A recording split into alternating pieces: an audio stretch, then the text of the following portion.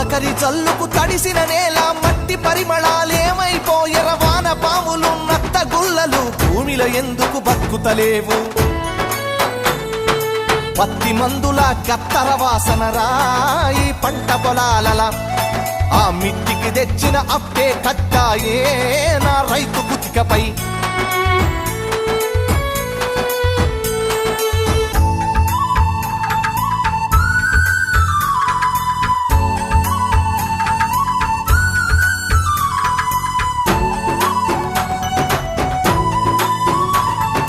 హరిశ్చంద్రపజ నాటకాల పంతులారు మోనియం చెదలు పట్టినది యక్షగానము నేర్పే పంతులు ఉప్పరి పనిలో తట్టబట్టినడు